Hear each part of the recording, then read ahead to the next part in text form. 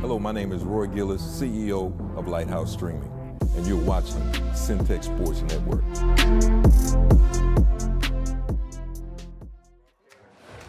You got 8 seconds to prove you're worth the price of admission. And you got Baylor Scott and White Health along for the ride. So square up. You got this. RJ's Bargain Center is your home team for appliances at unbeatable prices. From refrigerators to washers, dryers to stoves, you'll find brand new appliances with huge discounts. And just like your favorite local teams, RJ's is proud to support our community and local sports. Score your savings today at RJ's Bargain Center, 711 Lynn Street, Waco. Call 254-224-6178. RJ's Bargain Center, where big savings are always a home run. I've looked back at MCC with all these kids coming out here, these men and women starting their lives out here, starting their dreams and their visions of what they want to do for their family. It's the foundation for our community. The plan is to go win. Yeah.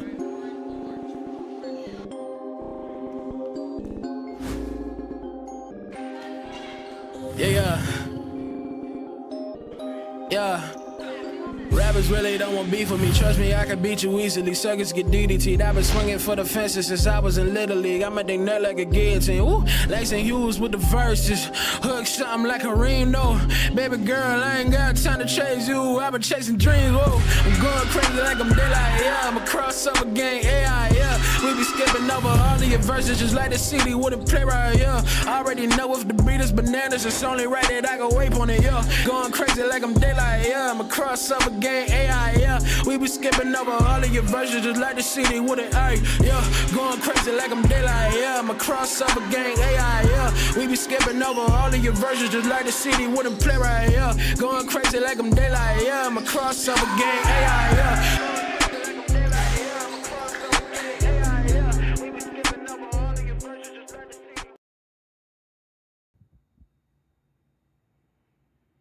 Hello, what's going on, everybody? Welcome back into Centex Primetime. I am your host, Jalen Gillis, getting ready to bring you through the primetime topics in sports, not just here in the Central Texas area, but from all around the nation. So we want to thank everybody for tuning in with us here on this Friday Eve, Thursday afternoon, folks. We want to thank everybody for tuning in.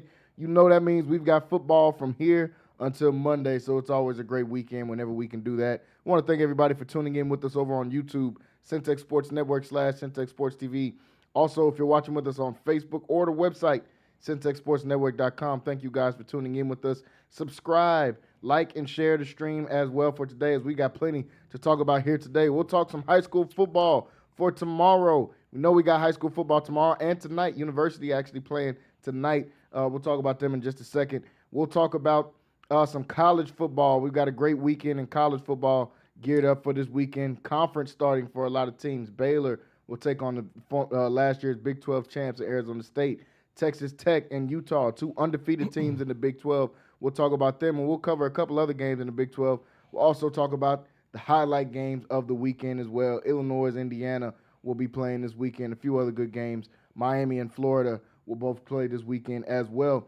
And we'll also close it out talking some NFL. We got NFL football tonight. Miami Dolphins looking for their first win as they're taking on the last year's MVP and Josh Allen and the Buffalo Bills.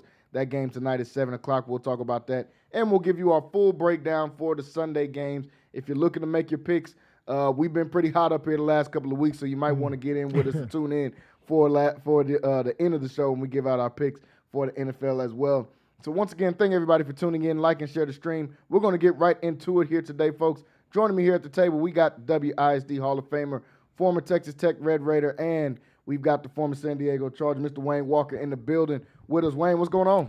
Hey, what's going on, Jalen? Happy Thursday, Central Texas. Got a great show for you today. Yes, sir. Yes, sir. So we're going to get right into it, folks. We'll start with a little bit of high school football as we've got another great weekend. First off, we will not be on Friday Night Flex tomorrow. It'll be our bye week as we'll do it here early before we get into district play and be able to give you guys some more coverage for that. But I will give you guys some post-game analysis.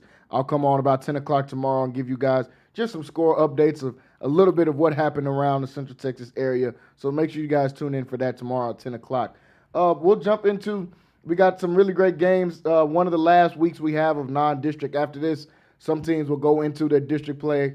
Some teams, it'll take one more week before they enter into their district play. But one of our last weekends we have where everybody is playing some pre-district schedules. But I want to give some quick updates on talk about some of these leading stat guys in the Central Texas area. We've made it 3 or 4 weeks through the season, folks. So we're starting to see who are some of these standout guys that repeatedly do it week in and week out. We know I do my players of the week. I talked about it earlier on the show this week. I want to talk about some of the guys that's been doing it consistently week in and week out for their football teams in this Central Texas area. Let's start with some of these QBs that have been playing great football so far. First, we got to start with the gunslinger down I-35 South out there in Lorena, and Jackson Blansett. He has been having a phenomenal year. Not only him, but this entire Lorena offense, with him leading the helm at quarterback, Brody DeLeon at running back, Carson Miller at receiver. You'll hear those names come up as we go down some of these lists. But he has been the leading passer, and he's got about a 300-yard lead on everybody else as far as passing the football, thrown for 10 touchdowns already, 1,187 yards through just 3 games so far in this season. He and this Lorena offense has been on fire, and Lorena's been playing some really good football. Got a big win against a Malakoff team that was just in the state championship game the prior year before that. Wayne, what do you think about Lorena and their offense after this hard start, especially Jackson Blansett being able to lead? You have to look at the attempts, man. Look at the attempts, man. They tossing that thing, man. Yeah. 122 attempts. Yeah. In 3 games, and then you have 69 completions. So that's a pretty good percentage for the amount of passes that they throw. But they slinging it. That's my type of offense, really, for me, being a receiver. Yeah. So I think that'll continue. But as we get into October and you get into November, that kind of thing kind of tails off because of the inclement weather, rain, cold wind. Yeah. So you have to take advantage of it while you can. So keep slinging that thing, Blansett. Yeah, he's been off to a great start. Bubba Zacharias right behind him with just 876 yards playing for McGregor. Their offense has been hot so far. A couple other guys I wanted to point out. Fisher Watson from Whitney. That offense has been on fire. We know about their 3-star receiver out there, and Kobe Haynes, who kind of does it all for them, and their running back, Jonte Johnson. But Fisher Watson has been huge for that Whitney offense. He's thrown for almost 800 yards, 9 touchdowns, and just 2 picks. And I also got a shout out to Cole Collins at Fairfield. I talked about him a couple of weeks ago as he had a tremendous game where he threw for 5 touchdowns and just a couple of incompletions. Well, he's got the best touchdown to interception ratio out of everybody in the Central Texas area, thrown for 700 yards, but thrown 12 touchdowns, which leads everybody in touchdowns, and only 1 interception so far on the year. He's been off to a hot start as well. And then Andrew Air McNair is what I've been calling him over there in Midway. Both of their running backs have been getting a lot of shine, but he's done a phenomenal job not only passing the ball, but not turning the ball over. He's got 6 touchdowns, but 0 interceptions through his first 3 games. That Midway team undefeated. So shout out to all of those quarterbacks that have been putting up great numbers so far this season. Caden Kaufman from Conley is another guy who kind of came out of nowhere. We talked to Coach Garrett before the season started.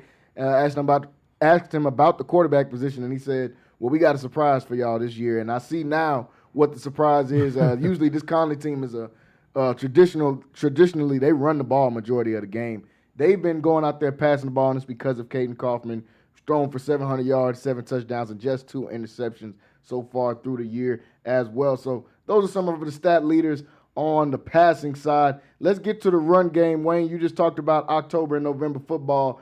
These are the guys that you're going to see a lot of when you get into October and November. Some of these leading rushers. Obviously, the top guy is a guy that was right at the top of the list last year, Wayne, and we've talked about him last year and this year, and that's Evan Marino out there for Robinson. 576 yards, 4 touchdowns on the year. The de facto leader of that Robinson offense, who's also been off to a hot start. What can you tell us a little bit about Moreno and what he's done not only this year but last year as well? Man, great running back. Got size to be a little short guy. Can cut on the dime, but he runs in between the tackles, man. And this is his third year being up there as far as leading Central Texas in rushing. So, I mean, this is something we expect from him, and he does a good job every Friday night going out and getting his. So it's exactly what we expected. Yeah, Moreno, I mean, phenomenal job last year. Off to a phenomenal start again this year. Already halfway to 1,000 yards, and we're only 3 games into the season. So I expect another really big year out of Moreno. Just a couple of yards behind him, literally just 23 yards behind him, is Brody DeLeon of Lorena. We just talked about their quarterback leading everybody in Central Texas in passing yards. Well, he's right behind the leading rusher, only 20 yards, but he's got 7 touchdowns to go along with it as well, which is one of the top touchdown getters in this area. Brody DeLeon, we're going to talk about the receiver in a little bit here, but this Lorena offense has been on fire to start the season with these guys. Yeah, and it looks like it has a little balance, when you have the leading passer, maybe the leading receiver, and you have the second leading rusher in the league. It reminds me of that Rams team back in the day when they had Kurt Warner and Marshall Falk and all those guys, Isaac Bruce and Torrey Holt. Yeah. So, and they got a little balance with that offense. So, hey, they doing a great job out there. That's been our version of the greatest show on turf so far in the Central Texas area is Lorena. That offense has been on fire from game one. Still looking to have a great game this weekend as well. A couple guys I wanted to point out are 2 of the midway running backs that we've talked about. They're a little bit further down the list, around the 9th, 10th, 12th spot. But the surprising thing about them is everybody else you see 57 carries. Out in Valley Mills with Ja'Shawn Johnson, who's had a great season so far. He's got 79 carries already through 3 games. So he's getting a heavy load of carries through the first couple of games. But you look at the midway running backs who are up there in yards. They both have 373 yards, and Jaden Field Vaughn and Lathan Wyson right behind them at 357. Jaden Fields Vaughn only has 16 carries through 3 games. That's a huge difference in what we see from some of these other guys who are already in the 50s, 60s, 70s as carries. And Lathan Wyson right behind him with only 27 carries. Yeah. Huge drop-off when it comes to carries. But their production is still top 10 in touchdowns and in yards, just showing how explosive this duo has been for the Midway Panthers so far this year. And that's what you really want, Jalen. I mean, man, yards per carry. Yeah. When you exactly. Go out and you averaging 12 yards, you're getting the first time every time you're getting the first down every time you touch the ball. Both of these guys.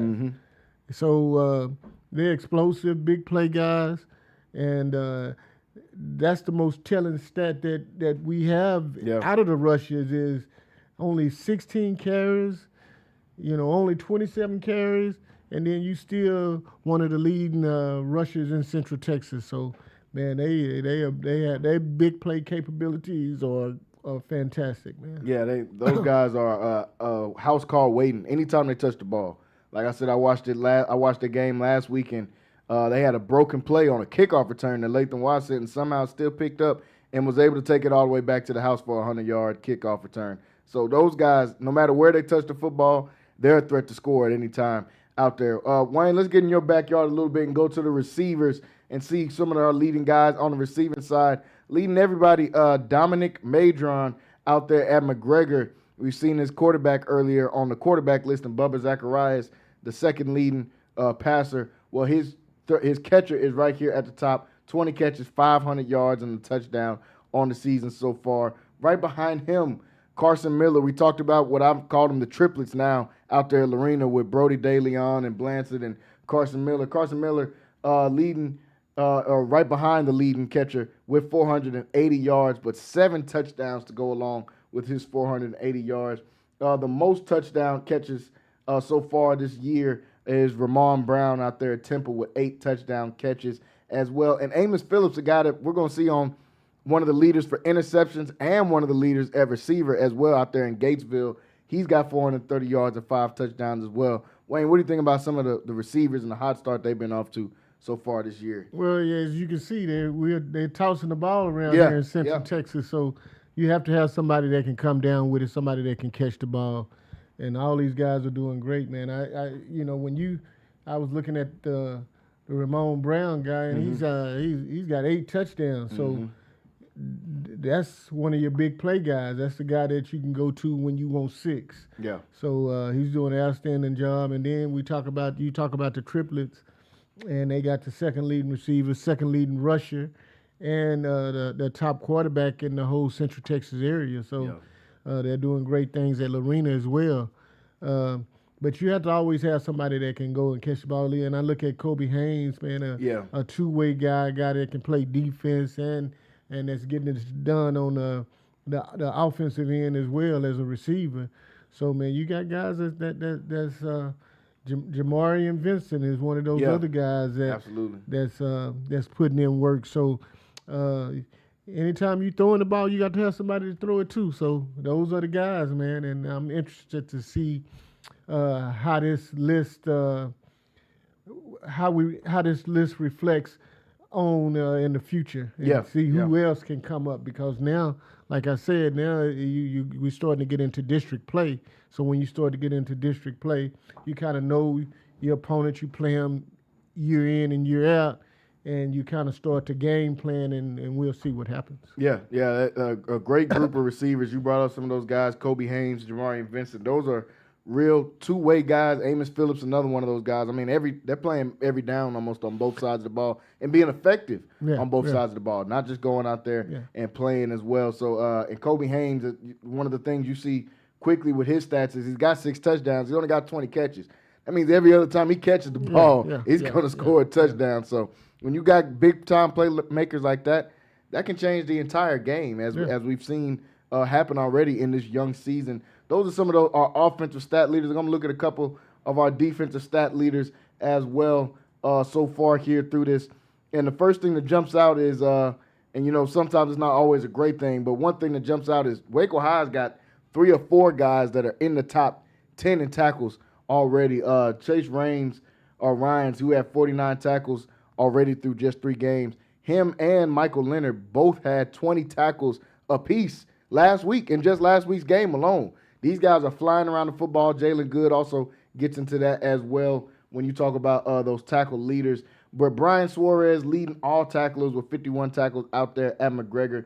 But you see guys on both sides out here doing work. And Russell Foy, coming out of Frost, Texas, playing for Frost High School, already 6 sacks on this young season. So he's leading all guys in Central Texas with sacks. But right behind him is a guy that's really a Swiss Army knife for one of the main teams we like watching here in Central Texas, and that's the University Trojans. Devontre Kirkland, the Baylor commit. He's got 4 sacks on the year, 24 tackles on the year. He's got pass breakups. I think he's got an interception already on this year. Yeah. He's been kind of a Swiss Army knife for what is turning out to be one of the best defenses in Waco, Wayne. Yeah, no doubt. Devontre, a little kid that I know, and man, is that puts in work. I think last week, and he had a sack, and it was scooped up for a sack, then a fumble, and one of the guys on the defense. Yeah, I believe Estelle was able to pick it up and run that in for a touchdown. So, I mean, putting in work. These stats are telling too, because if you're getting 20 tackles, that means you're on the field a lot. I was having a conversation off camera and said, if you got 2 or 3 guys that are both the top tacklers. That means the teams are possessing the ball a lot. These stats can be misleading in a way, but it's good to be on there. You know, you got a guy that's going to put his head on the ball, put his helmet on the ball, and he's going to make tackles. So it's good in a way as well.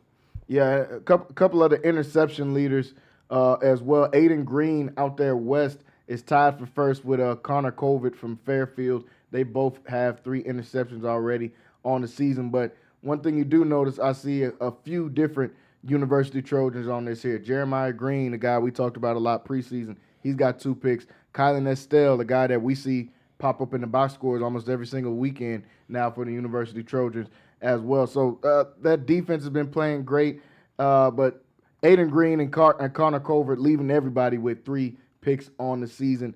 Folks, those are some of our stats leaders so far through just this young part of the season. Some of these young kids already starting to make a name for themselves I seen Jaden Fields-Vaughn, a running back from Midway that we talked about earlier. I've seen a couple of offers coming in that he's posting on Twitter. So these stats, you'll start to see some offers start to be attached to some of these stats as we get further further throughout the season. Folks, I want to tell you some of the good games that we have lined up for tomorrow. First off, Midway looking to go 4-0 as they'll take on Mansfield tomorrow at 7 o'clock. Temple playing Austin High that are also undefeated. And Colleen Shoemaker playing University tomorrow, or playing University tonight. I mean, that's going to be a really big game. Bring up all three of those teams because those guys are all in the same district and they're all undefeated. So that means guys are going to be fighting for that top spot within that division. But the main game, Colleen Shoemaker versus University, that's going to be a huge game. That's tonight. Going to be right down the street over here at WISD Stadium. University finally gets to play at home. They've been on the road this entire season. What are some of those things you think University has to do to come out and be successful against Shoemaker tonight? Well, Shoemaker is undefeated in their classification above University. So, man, you want to just come out and you just want to play hard. You want to get yourself ready because now it's the tune-up for district. So you want to make sure you don't get any guys hurt. Go out and play hard, and you want to go out and compete. I think it's going to be a tall order for them tonight, but if they pull this one out, then it'll prove a lot, and if they don't, I mean, it's just what you expected because Shoemaker ain't no joke either. They're going to have to play hard tonight, but if they go out and do it, man, it'll be a big game for University, but the main thing you want to do is you want to make sure that you going into district with some type of rhythm because it's a tune-up game. And that your guys are playing hard. So good luck to University. And I know they'll do well their first home game. So you want to kind of impress the fans, and I think they'll do well tonight. Yeah, I think they'll definitely give them a good game here tonight. As you said, Colleen Shoemaker, classification above. University be punching up in this one.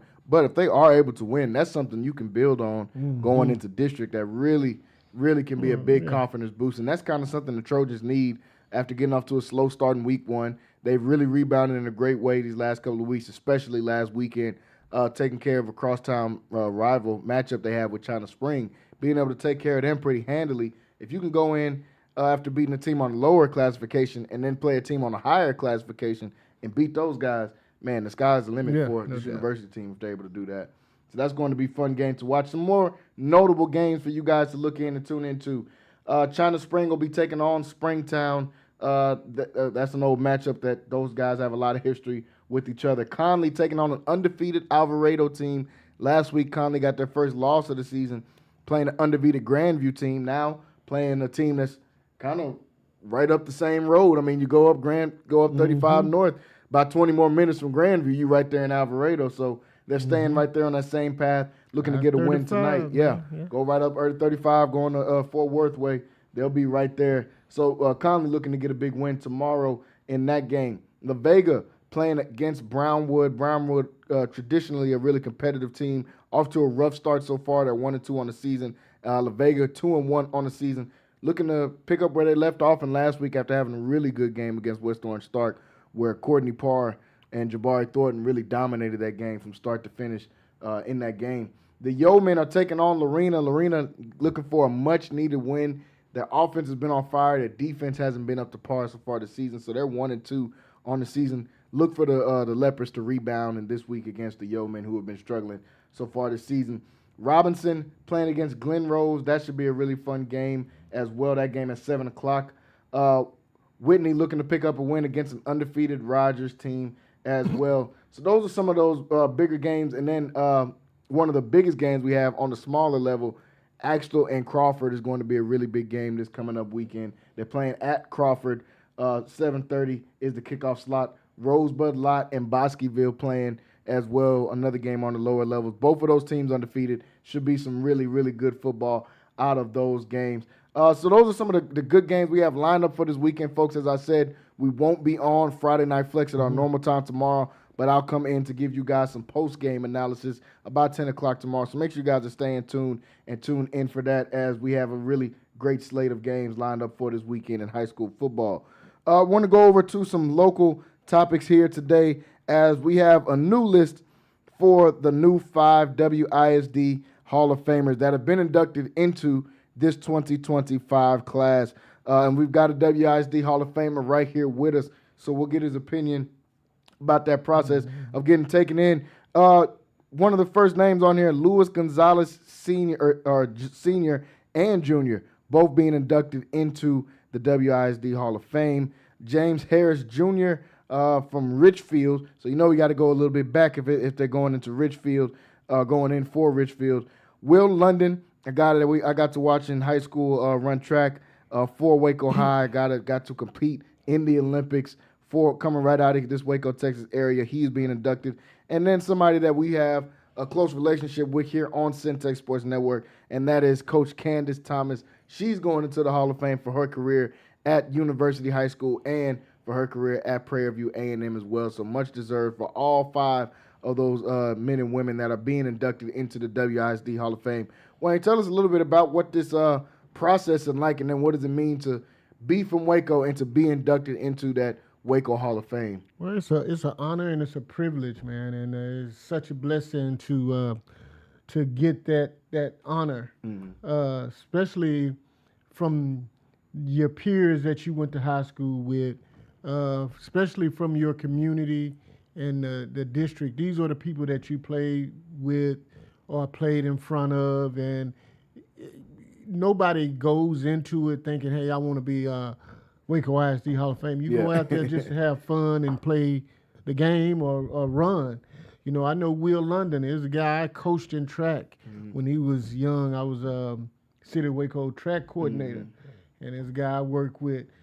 Candace is I referee basketball. I got to see her play. So some of those people, and James Harris is a guy that I heard about, when I was growing up, and he was a quarterback, and he went to Richfield, and I heard some great things about him. And man, I don't know the Gonzalez guys, but I mean, it's just an honor. It's a privilege to be chosen to be in that Hall of Fame. It's only going to be about 4 to 5 every year, and just to be a part of that is outstanding. It's great. Yeah, it's a great honor to see all of these guys. Like you said, only 4 or 5 get picked each and every year from all the different schools that we have here to choose from Waco. So that's saying a lot, or in the WISD. So that's saying a lot for these guys to be inducted into that Hall of Fame as well. Like you said, Will, somebody I got to watch when I was in high school, very decorated track athlete on the high school level, on the collegiate level, and going into the pros as well. And then Coach Thomas, somebody that we've got to deal with on a one-on-one level for the last couple of years. That she's been the head coach over at MCC, and for all the years she was an assistant at MCC. Well-deserved for her to be inducted into that. Her team was actually inducted into the Prairie View Hall of Fame earlier at the start of this year. So she's kind of on a run right now, getting inducted back-to-back. So shout out to Coach Thomas and a great job. And, of course, you'll be able to catch MCC basketball right here on Centex Sports Network when those girls kick off or get their season started about mid-November is when you'll get to see that. But definitely shout out to all of those men and women that are inducted into the WISD Hall of Fame. A great honor, and can't wait to see you guys get honored for that in the upcoming months as well. Folks, we're getting ready to take a quick break, going into our commercial break to get ready for the top of the hour. When we come back, we've got to talk some college football. We'll give you guys some of our predictions for this weekend on the college football slate. We'll do some quick takes, talk about what's going on around here in the world of sports. And, of course, we'll talk about the game for tonight. We'll get you ready for our game tonight, Bills versus Dolphins. And we'll also talk about the Sunday slate of games here as well. So stay tuned. Stay locked in with us right here on Centex Primetime. We'll be right back after this short break.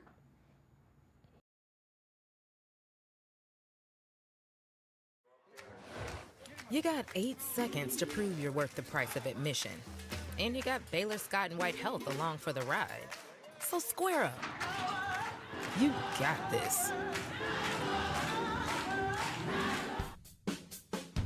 RJ's Bargain Center is your home team for appliances at unbeatable prices. From refrigerators to washers, dryers to stoves, you'll find brand new appliances with huge discounts. And just like your favorite local teams, RJ's is proud to support our community and local sports. Score your savings today at RJ's Bargain Center, 711 Lynn Street, Waco. Call 254-224-6178. RJ's Bargain Center, where big savings are always a home run. I've looked back at MCC with all these kids coming out here, these men and women starting their lives out here, starting their dreams and their visions of what they want to do for their family. It's the foundation for our community. The plan is to go win. Yes, sir. Our girls set a goal that they wanted to win a national championship. They wanted to win a conference championship. That's been on the table from day one. And now we put ourselves in the position to do that.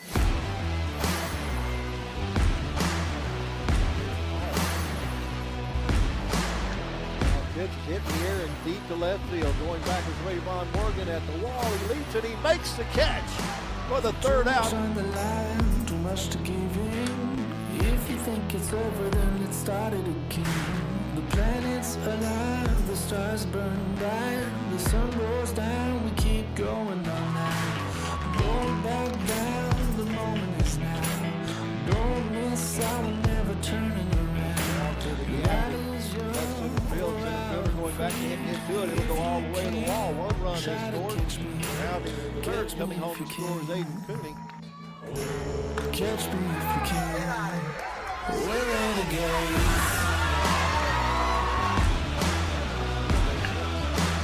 It's this one here in right field. It is treetop call and over the wall. We're renegades.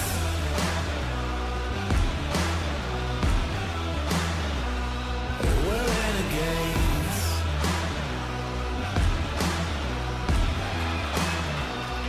We're renegades. Listen up, listen up. Hits the first pitch down the right field side. That's going to be it. Touching third and coming home is the winning run. Carson Croca give a RBI double to Blake Hansen. The Highlanders walk it off and win by a score of 10-9. We're renegades. What's going on, everybody? Welcome back in here to Centex Primetime, here for the second hour of the show. We just got done wrapping up in the first part of the show, talking some high school football, giving you guys some of the matchups that we have for this upcoming weekend in high school football. Like I said, we'll be doing some post-game after some of the games are over tomorrow. Come on about 10 o'clock, give you guys some post-game analysis. And we just got done talking about the brand new class in WISD for the WISD Hall of Fame as well. Still joined here at the table by the WISD Hall of Famer Wayne Walker. So we get ready to go and move over to some college football and some NFL football. First, we got a couple of quick takes and just some things going on around the world of sports. First off, Wayne, I know you're a baseball fan. To see this one, Clayton Kershaw finally hanging the glove up. Said at the end of this season, he will go ahead and retire. I'm not the biggest baseball watcher, but I do watch pretty much every single playoffs for sure,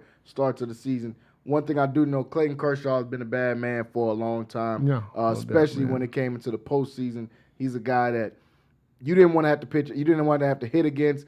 You were waiting on that day 2 game to come after he just got done pitching to see if you could sneak a game in the days he's not pitching. But one of the best pitchers of his generation, especially for the last 15 years. He's been the cream of the crop when you talk about consistent pitchers.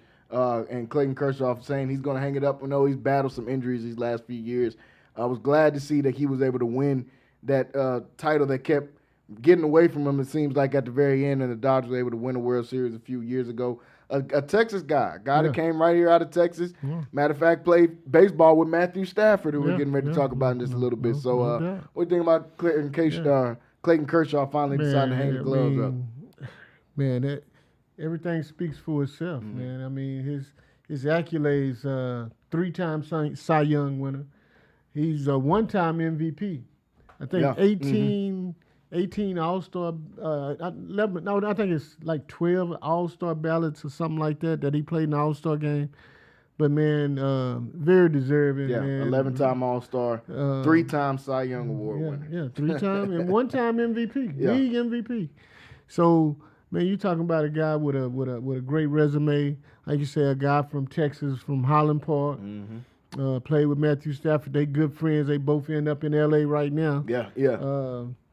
But man, hey, he's been dealing for a long time. First ballot Hall of Famer.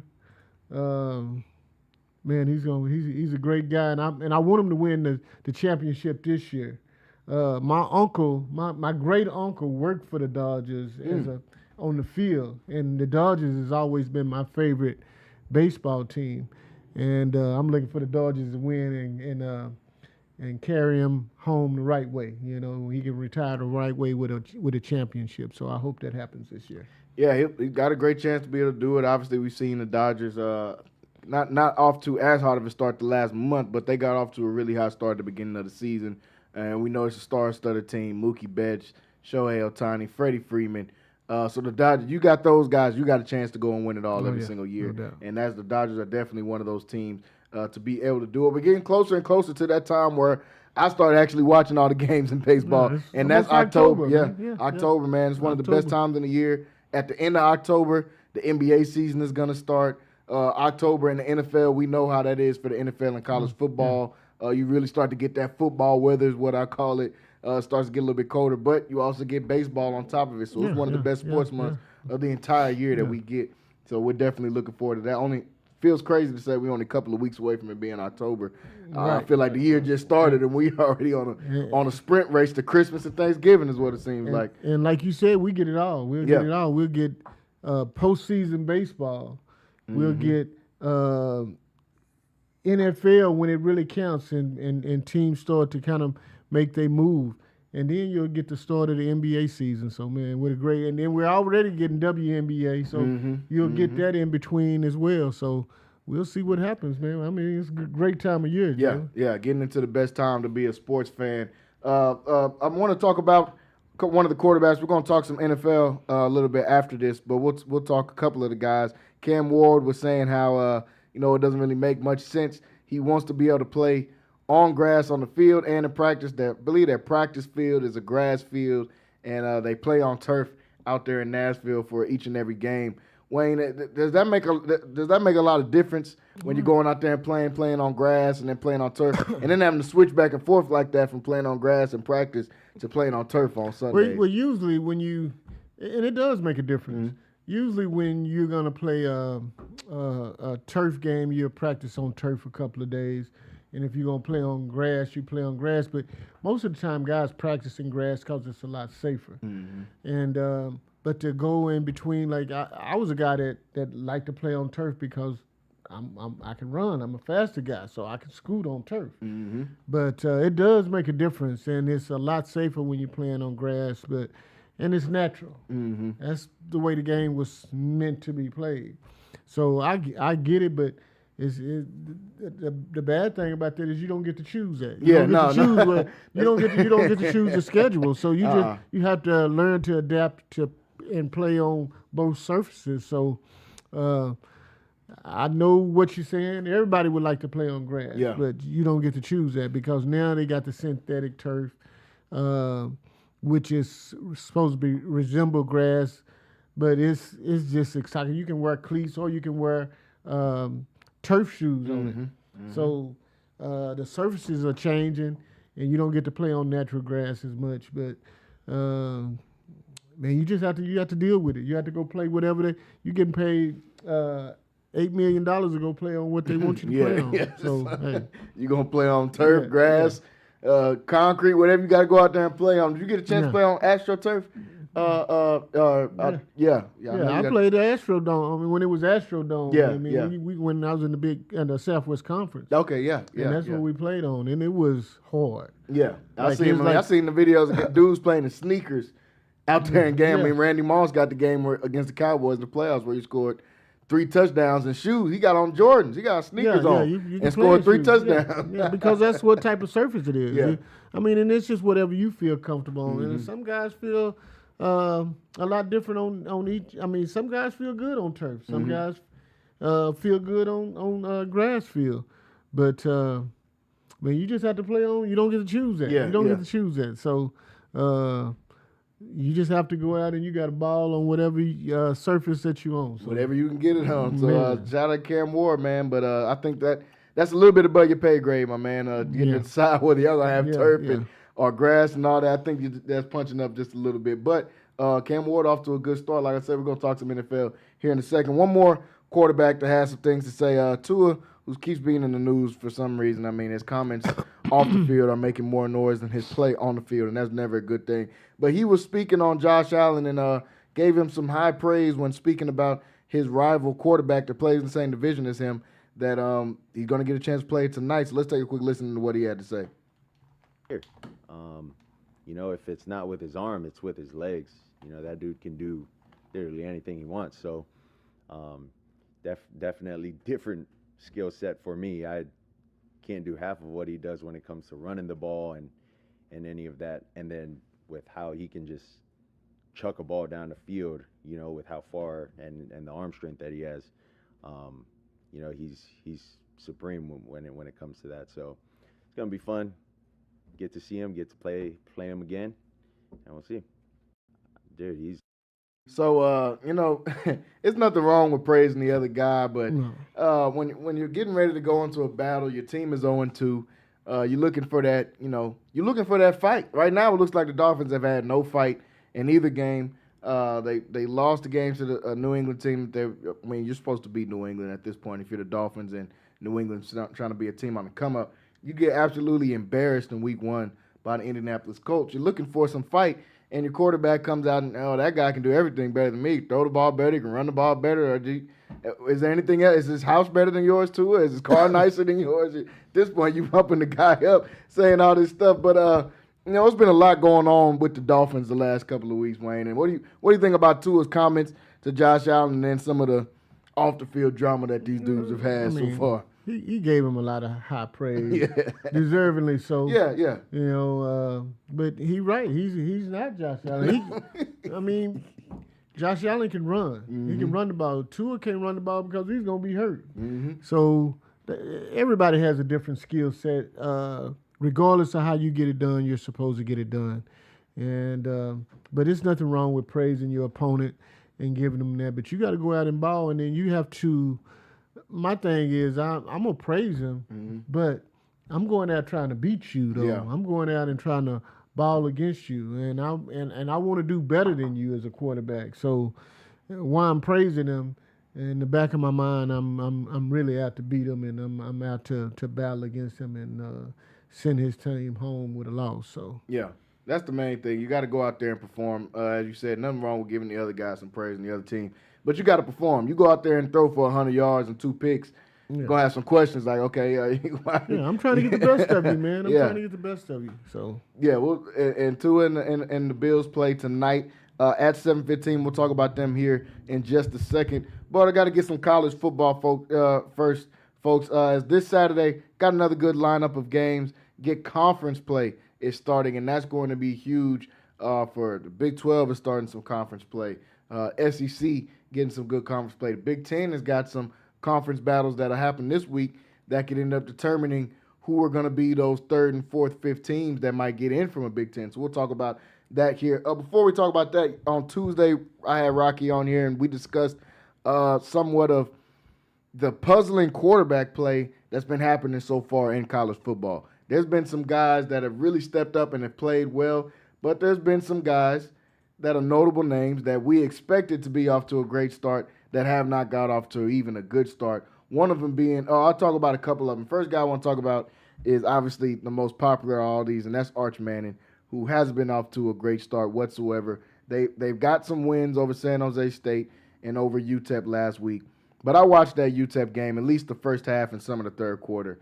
And, I mean, at this point, I'm starting to think it's something mental going on with Arch Manning as he's just missing guys. This doesn't have anything to do with talent. We know he's fast. We know he's 6'5". We know he can throw the ball far. But when you're missing guys on 10-yard outs, when you're missing guys wide open sitting down in the middle of a zone and you're throwing the ball into the dirt, now I start to think it's something else going on up here. I don't know if it's a nervousness. I don't know if it's maybe the hype train really did get to him. I don't know. I mean, they were hyping this guy as the number 1 overall pick for sure. And right now, I don't even have him as a top 15 quarterback in college football with the way that he's played against lesser talent. I gave him a pass for what happened against Ohio State. You're playing a defending champ, and you're playing them at home. But when you come out and you struggle against San Jose State, and then, okay, you start to get it together a little bit in the second half. But then against UTEP, you throw for 100 yards for the entire. This is UTEP you're playing again. This is a team that the spread, you were probably supposed to beat them by 30 points. And you go out there, you barely sneak a win past these guys. Your defense, I feel like, is a top 5 defense in the entire nation. They've honestly been playing great. But the offense, week in and week out, have not been playing well. And it really all starts with Arch Manning, who really struggled in that game versus UTEP. Now, they'll get another weekend this weekend against Sam Houston where they don't have to play. But after that, it's all SEC football. Right. And you're not going to get the benefit of having some of those mistakes early on. What do you think about Arch Manning's struggles so far this season? Well, he's pressing, man. He's pressing a lot. And you get everybody gets to get in your ear, and you hearing what people say. He just needs to get back to the basics. He's a new starting quarterback. I mean, he got all the attributes, but he has to get back to the basics and just slow the game down and relax. And you start to get back to the basics, man. Throwing the football and throwing it accurate is just about your footwork and just your basic knowledge of the game. And when you start pressing and you start trying to do too much, you kind of lose that effect. You lose your thought of that. And what he has to do is just get back to his proper footwork, relax, and I think he'll be okay, man. But yeah, I think he's got so much time that it's way too early. You know, people are already saying he's a bust or he's going to be terrible. Yeah. But it's too early for that. Yeah, and he's a first-time starter. And Jalen, that was his third game, really just so, and he played some games last year and he started it, but those games he should have won. Mm-hmm. But now the focus is on you. You're the main man, and so when you get out there, you get to stressing and you're trying to overcompensate on one thing. Just get out to get to the basics, take what they give you, read the defenses. And he'll be okay. I think he'll be okay, man. And Sark has to help him a little bit. Yeah. So you have to put him in favorable positions to be successful, and I don't think he's done a good job of that either. So you just got to get back to the basics, man. Get back to the basics. It's a struggling Texas offense, and it can't all lay at the feet of Arch Manning. I think Sark has probably just as big of a piece of blame pie as Arch does within all this. Like you said, you got to make the game easier. Yeah, they come out and he's missed some open, easy ones. But a lot of the times, especially the first couple of drives, I feel like in the San Jose game and in this game, they try to get those long developing plays that try to catch somebody down the field, middle of the post. Sometimes you just got to get them in a rhythm first before we try to hit them over the head with all the crazy stuff. Yeah, I know it's UTEP, and you feel like, hey, we're just better, so we can just come right out the gate and start hitting them over the head. But when you got a struggling quarterback, you got to get him some rhythm. That's what I would like to see against Sam Houston this weekend. We know Texas is going to beat Sam Houston. I just want to see them get Arch Manning in a rhythm because, as I said, after that, it's SEC play and ain't going to be no more room for mistake and all that kind of stuff going on. Really great defenses. Yeah, man. every really week we're going to play some good defenses as well. But he's not the only quarterback that's been struggling. Another quarterback that is highly touted and sought after as a first-round pick, Cade Klubnik at Clemson. He's been struggling, and Clemson has been struggling.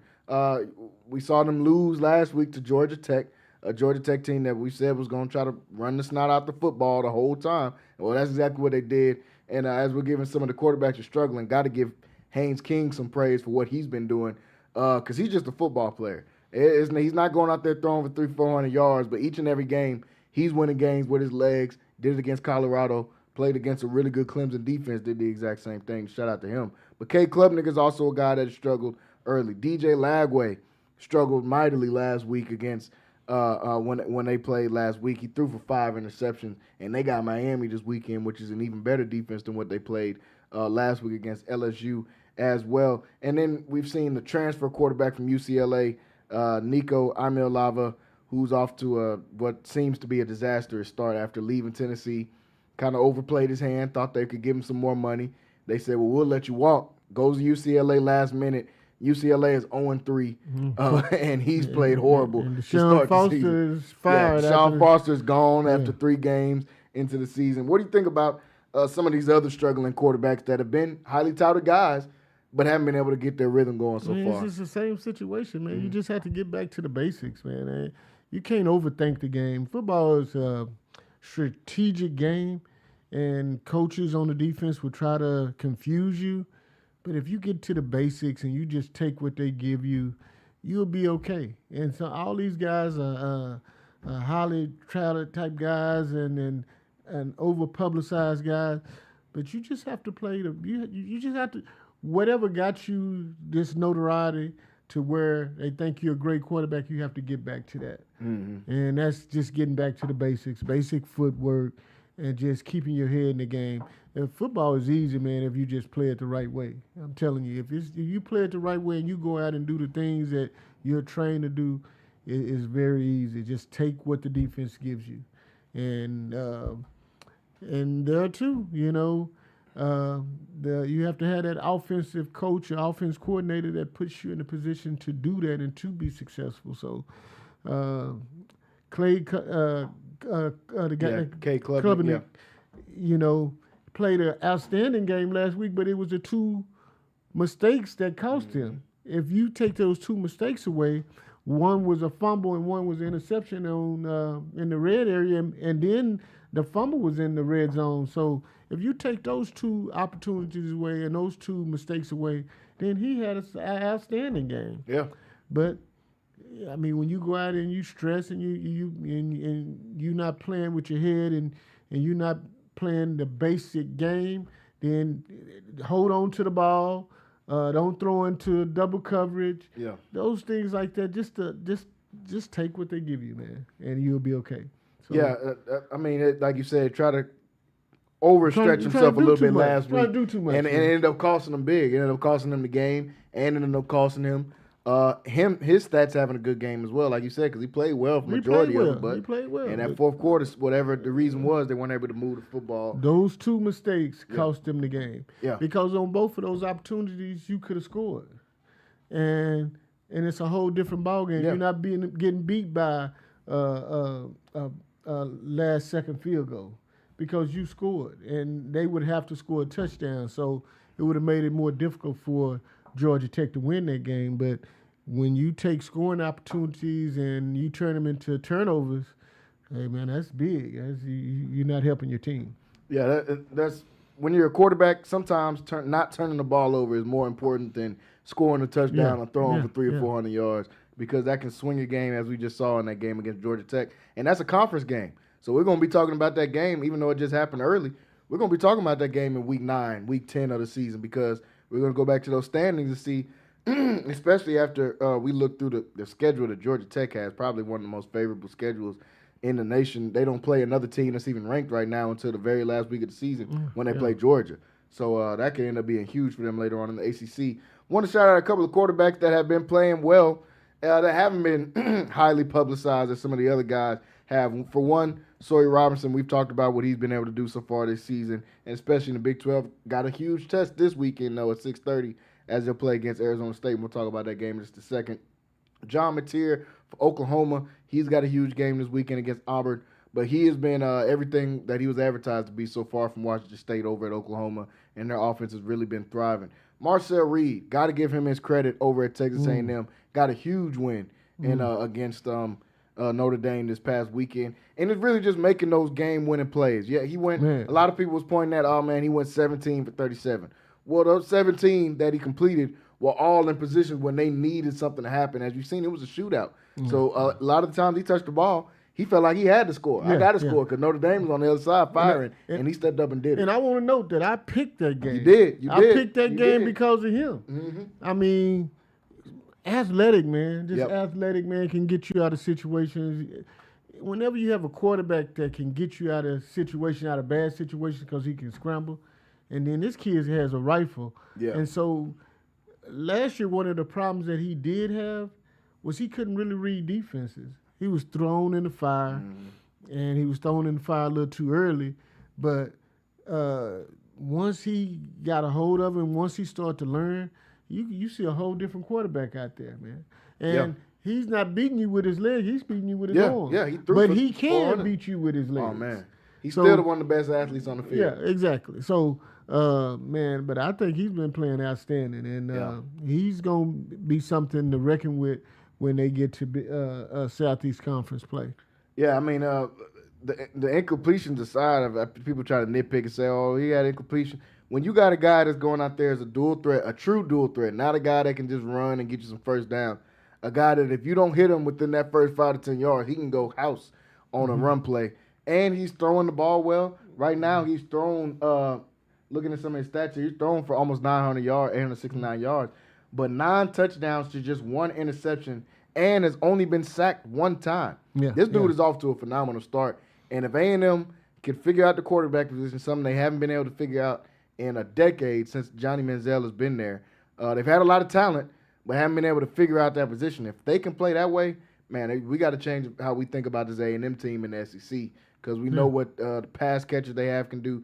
We know what their defense can do. It was a shootout last week against Notre Dame, but we know what their defense can do. He changed the way you look about a team. Last quarterback I want to talk about that's been playing phenomenal, that's really flown under the radar, a guy that I talked about preseason that I like, Taylor Green at Arkansas, has had a phenomenal start to the season so far. 11 touchdowns, just 2 interceptions.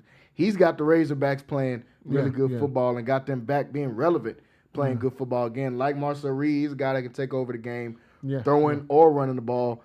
Big dude, he's 6'6", coming back there out the backfield. He has been playing tremendous, and if he keeps up that level of play, you got to look out for the Razorbacks in the SEC. They played a game I think they should have won last weekend, and he played outstanding, man. And it wasn't because of him that they lost. No. So this is a guy that we need to keep our eyes on in the future. Yeah. And if, like you say, if he continues to play like that, man, they gonna beat some people in the Southeast Conference. Yeah. Oh, definitely. And they're gonna be a tough out week in and week out for teams to be able to go against in the SEC. So those are some of the quarterbacks that I do like as we got done talking about some of the quarterbacks that struggle. Let's look at some of these games here for this weekend. I want to start in the Big 12 right at the 11 o'clock game. You know, they rearranged these games, and I don't know how this one didn't get rearranged, especially with both these guys being top 2 ranked teams. But early, we get 2 good games early on. The first one is Texas Tech versus Utah. Both teams undefeated. Both teams trying to prove that they're good. I think both of these teams are really good and are actually going to be right there when it comes to winning this Big 12 towards the end of the season. But we get a chance to see them early against each other. Both teams coming in 3-0. Utah is favored in this game, I think mainly because they're playing at home. In this one, they got a 3.5-point swing. Both quarterbacks are off to a great start. What Devin Dampier has been able to do, transferring over from New Mexico now into Utah, has been great. And Brandon Morton, even though they haven't played a top-tier team, he's done what you want your quarterback to go out there and do through the first 3 weeks. He's been able to play some really good football, almost throwing for 1,000 yards already on the season. Wayne, you're a Red Raider. I know you have your Red Raider stuff on this weekend and have your guns up. But how do you see this game shaping out this weekend in Utah? It's gonna be a showdown. Yeah. I think Texas Tech is ready. My problem with Texas Tech is we hadn't played anybody. We hadn't played anybody on that level that they finna go and play now. So, but you had 3 games to get ready for that level. You did. So we'll see how it plays out. You know, when we picking games, man, I always say sometimes you pick with your heart and sometimes you pick with your head. You know what I'm saying? So I'm gonna pick with my heart this time. And I'm a Red Raider, you know, to the day I die. Yeah. So hey, man, I'm going with my Red Raiders. It's gonna be a tough game though. It's a tough game. It's a Big 12 game, and it give you a leg up on everybody else if you can go out and win, especially with them being one of these teams going to come out of here being 4-0 this weekend. So it's a really, really big game. Yeah, this gonna be a huge game, probably one of the biggest games we have for this weekend. Early kickoff. I'm not sure who exactly gets the advantage on that. Slated for 11 o'clock here, but that's 10 o'clock in Utah time. So a 10 a.m. kickoff for those guys going out there and playing. I like the Red Raiders in this game. I know Utah is favored, and I know that Texas Tech hasn't played anybody. I'm just taking this Texas Tech offense over Utah's defense, really, when I'm looking at strength versus strength. I like Utah's defense. I think they can really get after the passer. But from what I've seen so far in these pass catchers for Texas Tech, man, they got some guys at receiver, starting with a guy that I got to watch in high school a few times, Corey Eakin, the former Stephenville Yellow Jacket out there, when you put him in and Douglas in, Micah Hudson, all these different pass catchers, yeah. and Morton being able to distribute the football, I like Texas Tech in this game. Expect a shootout in this game. Oh, the total is already jumping up. I think it was at 54 a couple of days ago. Now it's at 56.5 for that point total, already jumping over that. But I'm still tempted to take the over in that one, even with it being already at 56.5. That game early, as I said, 11 o'clock kickoff time here, 10 o'clock kickoff time there. It'll be a really fun one. The other 11 o'clock game we have, and another game that I expect to be a shootout and a battle of two really good quarterbacks that I like, SMU and TCU getting a chance to play an old Southwest Conference type style of matchup. TCU I know came up later in the ranks when they got in the Big 12. They used to be in the Mountain West, but really the two dominant teams in the DFW. DFW is one of the biggest metroplexes in the United States. These are two biggest colleges in that area, SMU, TCU, kind of a Fort Worth, Dallas battle that will get here. In this game, TCU is favored 6.5 points. Some of that has to do with the overtime loss SMU just had against Baylor a couple of weeks ago. This TCU team, we all got to see them on national television on Monday night versus North Carolina to start the season off. We know what they were able to do offensively and defensively, but this battle is all about the quarterbacks. Kevin Jennings at SMU, Josh Hoover for TCU, two Texas guys, one coming from Heath, Texas, one coming from South Oak Cliff. This is going to be a big-time matchup and a big-time shootout. What we saw against Baylor and SMU, expect that same type of thing in this game from TCU and SMU. I'll take TCU in this game. At home, I love what Josh Hoover is doing with this offense. I love what former Baylor guy Kendall Briles is done with this TCU offense as well. They got the stud running back Barnes out of UTSA. He transferred over this year. Mm-hmm. Expect a shootout, but I like TCU in this game. Yeah, I'm going TCU as well. Sonny Dykes, a guy I know. Dad was my coach. He was a coach at Texas Tech as well. Battle of the Metroplex. Yep. Recruiting is big, so yeah. It's gonna be a lot of recruiting. It's bragging rights pretty much for the Metroplex. And I take TCU. I'm gonna take the Big 12 guys. I just don't trust SMU's defense. Yeah, exactly. And I think TCU has a better offense than they do than SMU has defense. Mm-hmm. And I think TCU will go out and stop SMU a few times, but I don't see SMU stopping TCU. So I'm taking TCU in this game myself. Yeah, this is a QB battle. Like I said, two names that y'all should know by this time, Kevin Jennings and what he did last year. But if you don't know or aren't familiar with Josh Hoover, you'll get introduced to him this weekend. That guy can really, really play. And then lastly, in the Big 12, the 6:30 game, the night game, kind of the nightcap for Big 12 play right here in Waco, Texas at McLean Stadium. Arizona State, Big 12 champs of last year, coming down here to Waco, Texas to play a game. Now, this is a game that early on in the season, Arizona State was heavily favored in it. Now we're seeing at this point in the season, Baylor is actually the favorite going into this game. This is the outside of the Samford game. This will be the first game Baylor's favored in. Auburn was favored in the first game. SMU was favored in their game against them. And now they take on an Arizona State team that we know has got a high-powered offense. But Baylor's high-powered offense has been one of the top ones in the nation. And we talked about struggling quarterbacks a second ago. One of those guys I didn't say that I had on my list earlier in the week is Sam Levitt. He struggled this week. And Sawyer Robertson has played great so far this season. So it's going to be another quarterback battle that we'll get this time in the Big 12. Main keys to the game I have for Baylor in this one is going to be if they can run the football and if they can stop the run. Bryson Washington had a good game getting back in rhythm last week, but it was against Samford. If he can get back to himself, what we saw last year, if he can run the football, I think Baylor will be in good shape. We know what Sawyer Robinson is going to do with these multitude of pass catchers. He's got Josh Cameron, Ashton Hawkins, Kobe Prentice, what all these guys have been able to do. Michael Trigg at the tight end spot. We know what Baylor's passing game is going to be. Can they stop the run? Because, yes, Sam Levitt has struggled so far this season. What hasn't struggled is their duo of running backs that they both got to transfer in to replace Cam Scatterbo. They both have got over 200 yards already so far this season. So Baylor cannot stop the run. They're in for a long night. If they can find a way to stop the run playing at home, you're back in front of your home crowd here at McLean Stadium. If they can stop the run, I like Baylor in this game. They're favored by 2.5 points. I'll take them on that 2.5. Wayne, what do you think about Arizona State and Baylor? Well, I'm with you, man. Arizona State is one of those teams that they want to wear you down. They want to run the ball in between the tackles, and that's what they're going to do. And in that second half, if you ain't up to the challenge, then they're just going to keep feeding it and keep feeding it and feeding it. And if you can't stop it and you take the air out of the ball because they are running the ball, then you're going to be in trouble. Baylor, on the other hand, is explosive. Explosive. They can get the ball down the field. But they need a little bit more balance because like you said, you know what they can do when they throw the ball because they got explosive guys on the outside. But can they run the ball? Can they control the ball game? Can they add balance to their offense a little bit?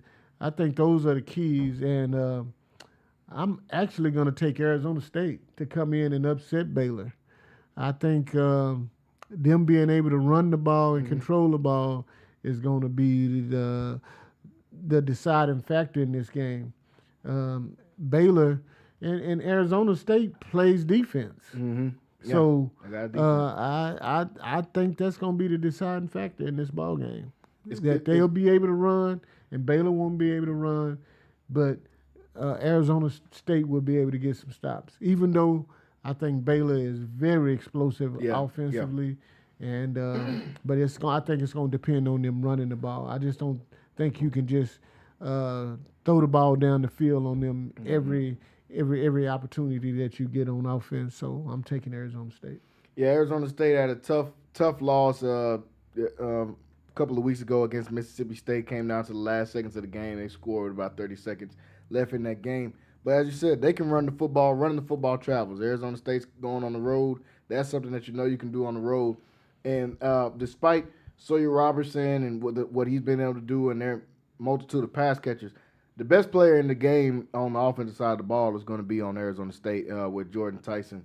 This dude, if y'all haven't seen his highlights from the first couple of weeks, at this point he's just embarrassing people. He's got one-handed catches. He's got catches falling out of bounds. He got every type of catch you could think of. I actually think, it's early to do our draft stuff, but I think by the end of the season, he might be the number one guy taken in the draft this upcoming season. That's how great of a season he's off to.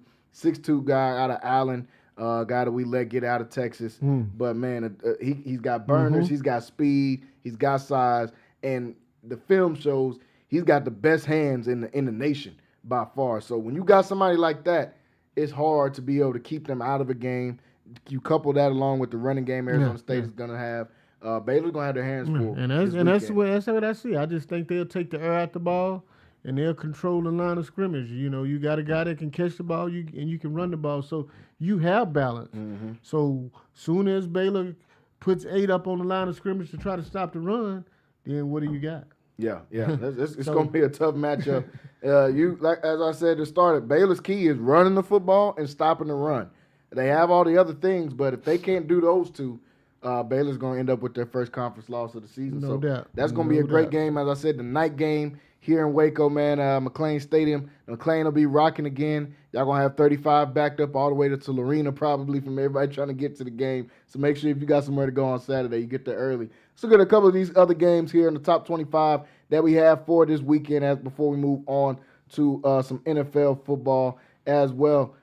First matchup that you look at, the 2:30 game, is going to be a special one, Auburn versus Oklahoma. A lot of storylines go along into this game. As you've got Jackson Arnold, who transferred, really got kicked out of Oklahoma. It was kind of a forced transfer out, goes over to Auburn. This Auburn team undefeated. We saw them right here in Waco, week 1, where they looked pretty good against the Baylor Bears. Well, they've been able to sustain that level of play so far. Oklahoma is one of my favorite teams. I had them as a sleeper before the season started to be a team that could sneak into the playoffs in the SEC. Right now, they're off to a 3-0 start, and they're actually one of my favorite teams in the SEC, not only because of their new quarterback in John Mateer they got from Washington State, but their running back, Jaden Ott, that they got and transferred from California as well. This defense has been playing well. We watched them play a really good game against Michigan on Saturday Night Football a couple of weeks ago. Right now, it looks like Oklahoma is the favorite in this game. They actually favor 7.5. Don't know if I'll take them on the points because I think it'll be a close game. But I have Oklahoma winning in this game. They're playing at home. It's one of the stadiums we talked about before on here. I got to be at in person. It's going to be loud in there. You're not going to be able to hear. All you're going to be able to hear is Boomer Sooner. So that's going to be a tough environment for Jackson Arnold to go in. But he's used to it. because he got to experience on the other side of it last year playing for the Boomers. Soon as Wayne, how do you see this one matching up? I'm with you. I'm taking Oklahoma. I think Oklahoma is a different animal as far as defense. I think they play defense. They didn't have a problem with it. Their problem was their offense, and now that they fixed that side of the ball, I think they'll come out on top. Hugh Freeze is a great offense coordinator. He's been able to get it done the last 3 weeks. Been innovative with what they do in addition to running the ball, because they've been having some big pass plays too. But when it counted, but I'm taking Oklahoma in this game. I think their defense will be able to stop Auburn, and I think they'll beat them by 7, or by more than 7. Yeah, I could definitely see that game getting away. Yeah, from Auburn, especially if they're not able to score I'm saying points. 10, yeah. Yeah. But I got Oklahoma in this game. Yeah, I like Oklahoma too. He might have convinced me to take him right there on the points too, because I can see this one definitely starting to slip away from them when they get towards the end of the game. Nebraska and Michigan, an old Big Ten rivalry here. Michigan 2-1. We know we talked about their loss to an Oklahoma team, but outside of that, Michigan has been able to play pretty good so far this season. Nebraska really just hasn't played anybody yet. They're 3-0, but they haven't played any real competition. They'll get it this weekend at Nebraska. I'm sure it's going to be packed. All their home games look like pro games because they are the pro team for Nebraska, really. So people are going to be coming from everywhere in the state to come out and watch that game. Crowd's going to be full. I like Michigan getting a win on the road, but their young freshman quarterback is going to have to have his hard hat on and be ready to play coming into this type of ruckus environment. Who do you like in this one with Michigan and Nebraska? I'm taking Nebraska. Okay. I'm taking Nebraska. I think Michigan has some things to figure out. Michigan lost to Oklahoma team, which is a Southeast Conference team. But I'm taking Nebraska. I think Nebraska will be ready to play. I think they'll be ready to go, and being at home and playing at Cornhusker Stadium is a big thing, man, and it's very, very intimidating. It shouldn't be intimidating for anybody coming from Michigan. You playing at the big house. But I'm taking Nebraska in this one.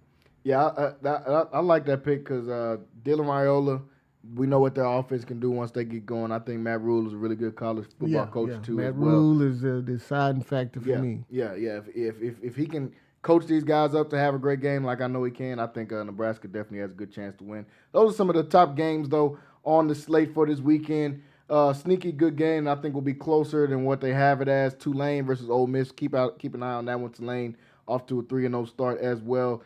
Georgia Tech and Temple, I think, will be a decent game. And then South Carolina and Missouri, really kind of an underrated SEC game with two good quarterback play there. I think Missouri will get the win in that one, especially after injury to Lenore Sellers from last week. I think that might kind of derail this South Carolina season. And then the last game, Indiana and Illinois. Indiana is a 6.5-point favorite in this one. I'll take Indiana. They're playing at home. Their quarterback, Mendoza, the transfer from Cal, has been on fire in this game. But Illinois showed me that these guys are for real as they beat a pretty decent Duke team last week that I thought Duke was going to actually have a chance to win. Illinois kind of played up to par and played really good in that game. I like Indiana in that game. That's another game that will be a deciding factor later on in the season as we get late into Big Ten play, because both of those teams are going to be vying for that last spot maybe in the playoffs coming from the Big Ten. Who do you like in Indiana? I'm taking Indiana. Indiana could score. They could have scored 100 last week if they wanted to. But I'm taking the offense over the defense. Yeah. Illinois is a defensive team, but I'm taking the offense, especially in college football. I think Indiana has some playmakers. I think their quarterback is going to make the difference, but I think they'll be able to score the ball.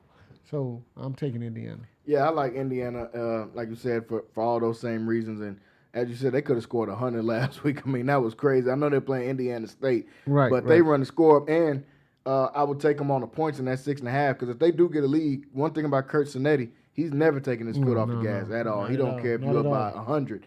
He's not taking his foot off the gas. He was doing it in the D2 level, and you see him at the D1 level doing the exact same thing, man. So I expect them to come out with it. Let's move over to some NFL while we have some time here left on the show. First, the night game here for tonight. Starting at 7:15, the Buffalo Bills taking on the Miami Dolphins, an AFC East matchup. I believe Josh Allen has the best division record in the last 3 or 4 years. I think he's only lost 2 or 3 games in his division in the last 3 or 4 years. So we know what the Bills have been able to do, similar to what the Patriots did for all those years with Tom Brady. They dominated their division. The Bills the last few years have dominated their division. They already got a division win. They beat the Jets last week. I expect them to do the same thing they did to the Jets last week to the Dolphins this week. They're an 11.5-point favorite in this game. They're playing at home in Buffalo. Miami has never done anything good in playing in Buffalo historically, especially under the leadership of Tua and their regime that they have so far. They've just got too many things going on. I don't expect this game to be close by the fourth quarter. I expect Buffalo to be able to pull off in this one. So I got the Bills winning tonight. How do you see this game shaping out tonight? Yeah, I mean, I think Miami has lost all confidence in this season. A lot of turmoil going on in-house. I'm taking Buffalo. I'm taking Buffalo. Josh Allen, man, is hot, and he's been owning this division for the last 3 years, and it continues tonight. Yeah, I don't see anything that the Dolphins could do. Like you said, they're just in turmoil at the point right now. They don't have an identity. They don't know what the offense wants to do. They don't know what the defense wants to do. Like I said, man, Mike McDaniels, they got to take another look at that guy. I've been saying it for a couple of years now. But after the way that this season is off to a start, yeah, you got to take another look at that coaching position. I can't have no head coach that vapes, man. I just don't. It don't make any sense to me. I seen him sneaking, hitting that vape on the sideline, and already immediately started having questions about what's going on there. Moving over to the Sunday slate of games, this game is going to be super fun. The Philadelphia Eagles at home versus the Los Angeles Rams, both teams undefeated. The Rams are that thorn in the side to the Philadelphia Eagles. We watched the Eagles go on the Super Bowl run last year where they destroyed everybody in the entire playoffs except for one team, and that was the Los Angeles Rams. And I actually came on here and said, if it didn't start snowing, I think that game might have been different because Matt Stafford was unstoppable in that game until that snow came and everybody had to change their game plans and stop throwing as much.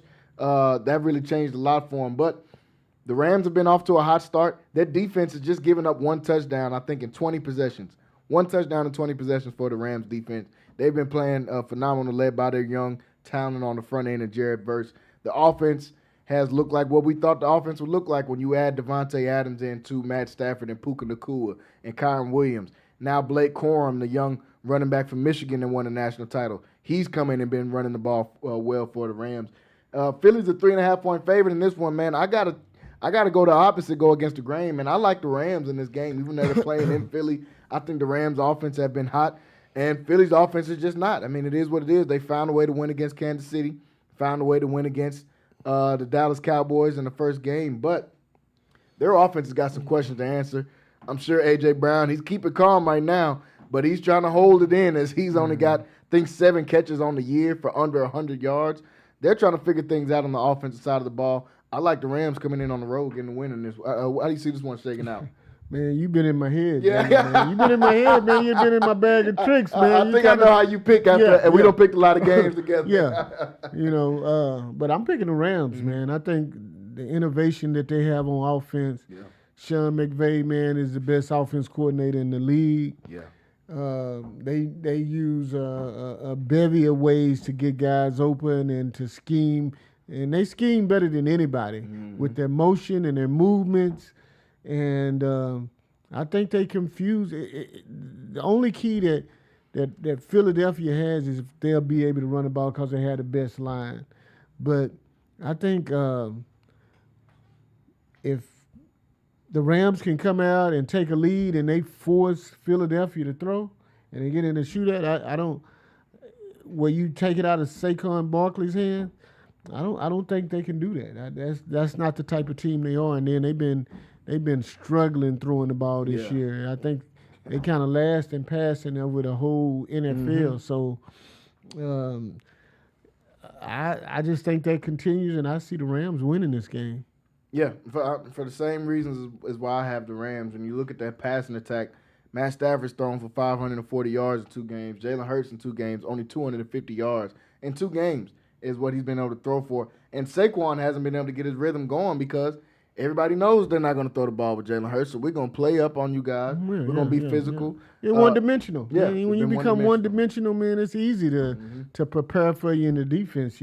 But if you have balance, and then you keep people off balance. But I see the Rams, man, Nakua and Adams and the skill guys that they have there, man, and with Sean McVay at the helm calling plays, he schemes better than anybody in the whole NFL.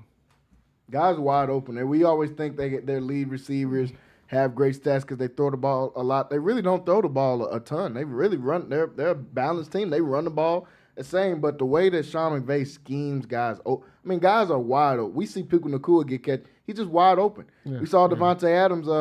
I had to send a clip to one of my group texts to say, hey, Devontae Adams still one of the best route runners in the league. We watched his touchdown last week where he just gets a free release against the guy, and it looks like 17 in Green Bay again. It's an easy touchdown. So seeing the way that they scheme guys open, I got to take the Rams in this game for that reason. Want to go to another division matchup, and it's going to be a fun game. The Chargers, Wayne, your Chargers taking on the Denver Broncos team that's 1-1. The Colts, I talked about them a little bit earlier in the week being a surprise 2-0 team. They were playing good football, but they were supposed to lose to the Broncos last week. They kicked a 65-yard field goal that did not make it. Somebody jumped off sides on the Broncos side. They ended up moving the ball up, kick a field goal, and they ended up winning the game. So it was really a game that they were supposed to win, but they let it get from them at the end of it. Now a division game against your Chargers, who have just been playing great football. We watched what they were able to do to the Chiefs on opening night. They backdoored that last week, come out and get a big win as well. Herbert playing, as we know, Jim Harbaugh likes his quarterback to play mistake-free football. They're not putting the ball in the air 40 times. They're giving him a chance to throw 4 or 5 interceptions. They're running the ball on the ground with Amari and Hampton and with their other running backs that they have as well. Keenan Allen, I guess we forgot Keenan Allen could play football. He looks unguardable as he's looked for most of his career. Quentin Johnston has seemed to found his way into playing great football. I like the Chargers in this game. Broncos were one of my favorites coming into the season, and they're still one of my favorite teams. But the way that the Chargers have looked so far through just 2 weeks, I'm a huge fan of Jim Harbaugh. So when I see his team start to take on his identity, they're going to be dangerous, and they're going to be a hard team to beat, man. And for that reason, I like the Chargers in this one. Wayne, how you see this one shaping out at 3 o'clock? We was just talking about it, and I always told you, when you play for a team or you had an affiliation with a team, it's either your heart or your head. Mm-hmm. I'm going to pick with my head. I'm going with Denver in this game. Okay, yeah. I think Denver plays defense. It's at Mile High. Yes. No, this one is in Los Angeles. It's in Los Angeles? Yeah, it's in Los Angeles. Okay, I'm taking Denver. Denver has a win. Mm-hmm. They have to win this game, and I think defense is going to take control of this game. I think they'll be able to do some things take away some things that the Chargers want to do. I think they got the best cover man in the league. Yes. For one. They got defense. Mm-hmm. They got defense. And they can stop the run. Their defensive tackles are 2 of the best in the whole league, and they'll be able to stop the run, which is what San Diego wants to do. But then on the other end, they can shut you down on pass defense if they got one of the best safeties and one of the best corners in the league. Yeah. I think Denver win this game. Now, I've been hot. Yeah. I'm telling you, I'm staying hot. That's my upset alert right there, and that's against my former team. So I'm taking Denver Broncos. Yeah. I mean, it's a division rival. You don't never know which way that one is going to swing. It could go either way in there. Chargers have a chance to get off to a really big lead as far as they're going to be 2-0. But if they win this one, they'll be 3-0 with all 3 games being within the division. So have a chance to kind of leapfrog everybody a little bit in that division. So it's going to be a really fun game to be able to watch. We got to talk about America's team, as Rocky would say if he was up here with us, the Dallas Cowboys.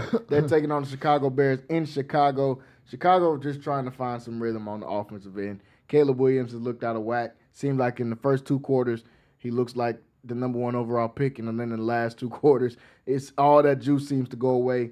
Last week they got kind of curb stomped by the Detroit Lions as Ben Johnson got to play against his former team. I'm sure everybody in Detroit wanted to be able to stick it to him, and they did. They scored 2 touchdowns in all 4 quarters, so Detroit was able to go out there and do that. Dallas has got to have that same mindset. I like Dallas in this game. They're 1.5-point favorites, so that tells you Vegas doesn't think very much about the Cowboys being able to get a victory when you're only a 1.5-point favorite.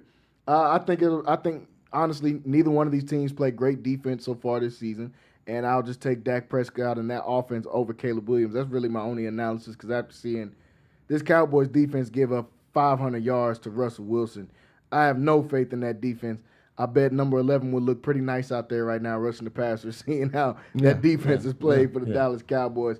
So I'm not impressed with either one of these teams so far through the first couple of weeks, but I'll give the slight advantage to the Cowboys in this one. Wayne, what do you think about Cowboys-Bears? I'm taking the Bears. I think no argument there. I mean, it's a toss-up as far as, but I'm just giving the edge to the Bears because they're at home. Not trying to be a Cowboy hater. Yeah. But going on my analysis, I think that the Cowboys' defense is atrocious.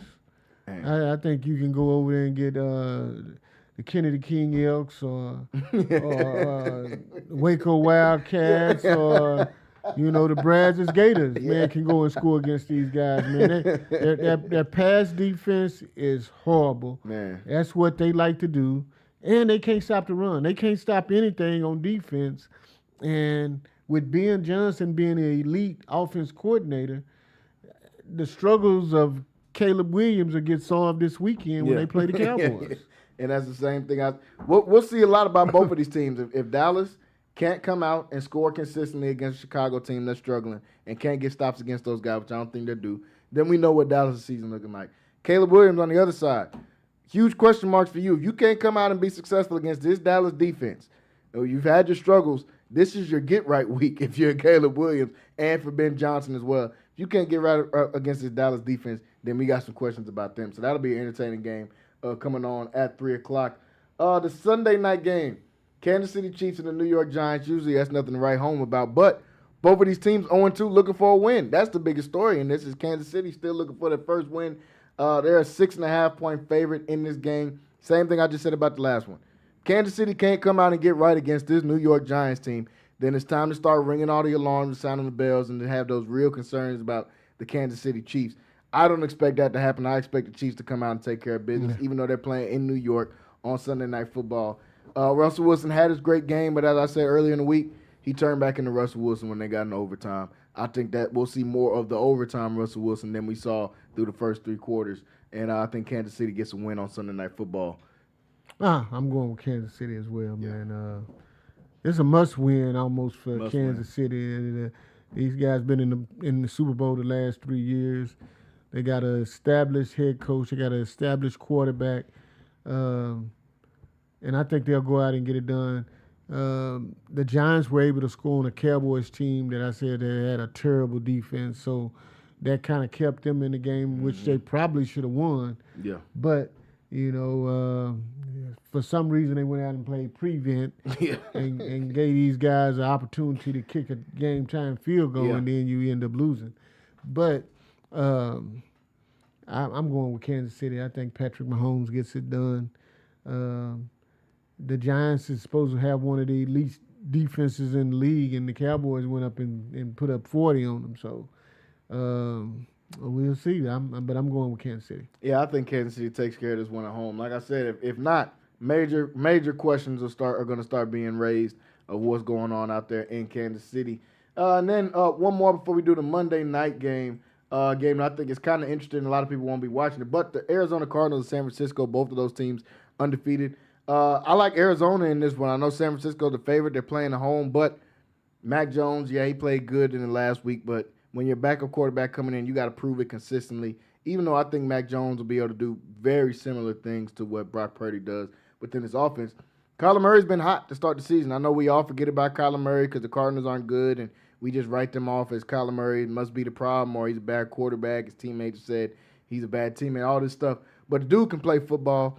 He's got a heck of an arm, still one of the best athletes in the entire NFL. And they've been off to a good start. I'm picking the Cardinals on the road to get a little upset win. What do you think about San Francisco and Arizona on 3 o'clock game? I'm taking the 49ers, man. I think the 49ers with McCaffrey, they still have one of the elite lines in the league, and they play defense.